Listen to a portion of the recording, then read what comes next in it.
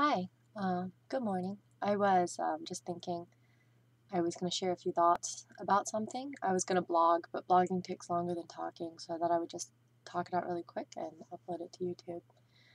So, yeah, back years ago, a decade ago, when I was in undergrad, senior year, I remember I was going through a really difficult time.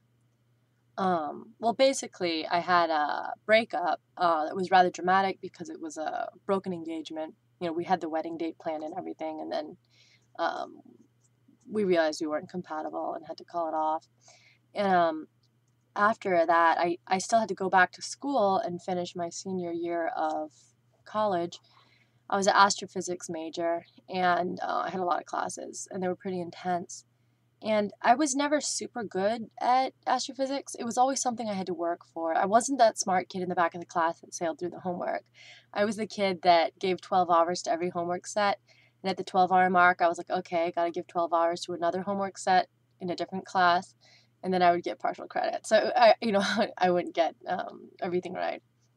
So it was difficult, to just sort of struggle to be slightly below average.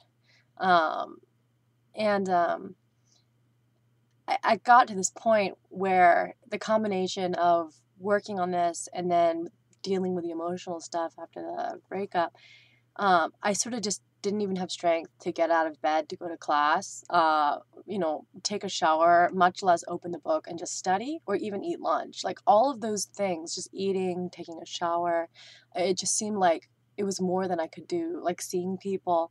Um, but I remember just, like, getting out of bed to take a shower in the was just too much.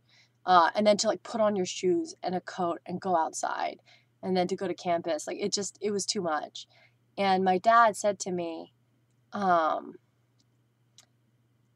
"Don't do it so you can graduate. Don't do it to prove yourself to the world or to think you're good enough."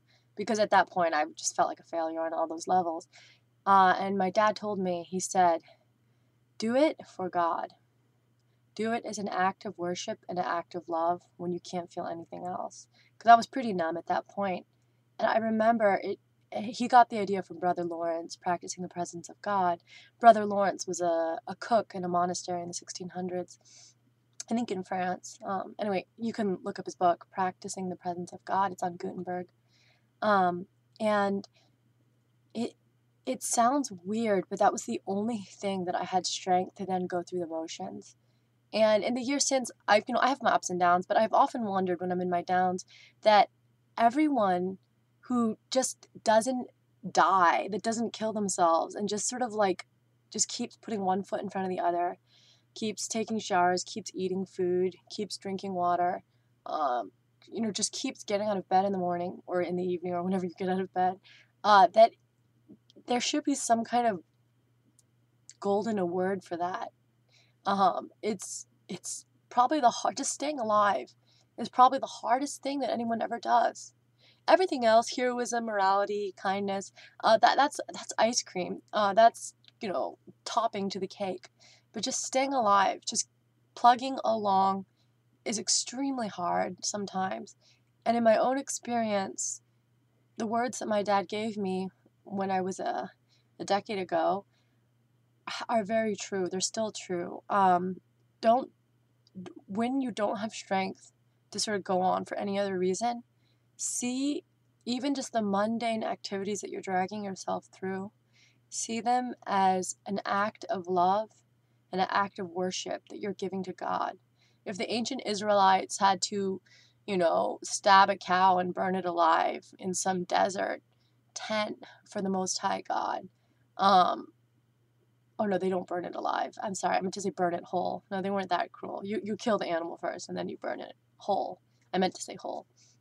Uh, but if they can burn up their livestock for God as their act of sacrifice, because the whole point of sacrifice, like buying expensive flowers for your girlfriend, the whole point of it is that it's a waste, that it is insanely hard, that watching your, years worth of hamburgers go up in smoke to the Most High is not something um, that's easy. And for us, our act of sacrifice that we give God is just to keep going, to keep getting out of bed in the morning, to keep brushing your teeth, to keep putting your shoes on, to keep just standing and walking around and showing up at work and finishing that paper, and just functioning. This in and of itself, especially when it's hard, it's an act of love to God.